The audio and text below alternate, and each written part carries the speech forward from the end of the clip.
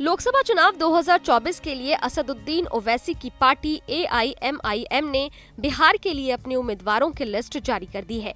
AIMIM ने बिहार की 11 सीटों पर अपनी पार्टी के प्रत्याशी उतारने की घोषणा की है।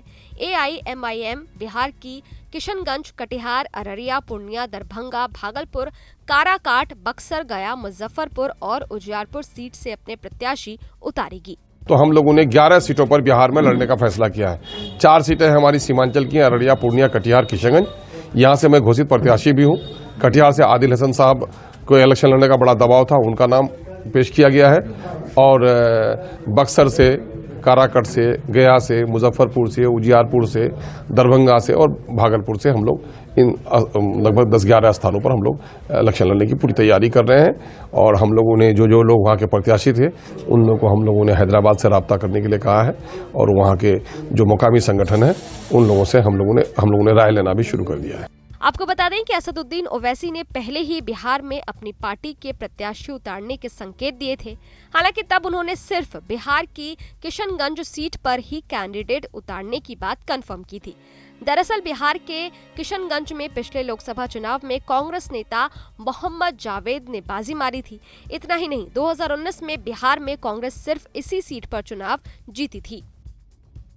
उम्मीदवारों की घोषणा के बाद AIMIM के प्रदेश अध्यक्ष ने कहा है कि दलित मुसलमानों का सिर्फ हमेशा वोट बिहार की पार्टियों ने लिया और उनका शोषण किया।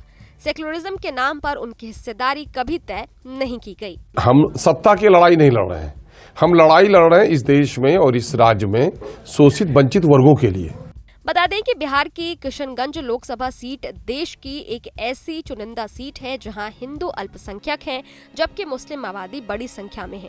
किशनगंज लोकसभा सीट 1957 में बनी और 1967 में इस सीट पर एकमात्र हिंदू उम्मीदवार प्रजा सोशलिस्ट पार्टी के LL कपूर ने जीत हासिल की थी। किशनगंज में 68% आबादी मुसलमानों की है, जबकि 32% आबादी हिंदुओं की है।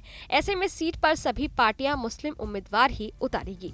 हाल ही में तेलंगाना में विधानसभा चुनाव हुए थे। 119 विधानसभा सीटों वाले राज्य में ओवैसी ने हैदराबाद के आसपास की सिर्फ 9 सीटों पर ही अपने कैंडिडेट उतारे थे, जिसमें 7 सीटों पर ओवैसी की पार्टी AIMIM ने जीत दर्ज की थी। अब देखना यह होगा कि बिहार में ओवैसी की पार्टी किन सीटों पर जीत हासिल करती है। ये वीडियो आपको कैसा लगा? इस वीडियो पर आपकी क्या राय है? कमेंट बॉक्स में जरूर बताइएगा। देखते रहिए न्यूज़ नेशन डिजिटल। शुक्रिया।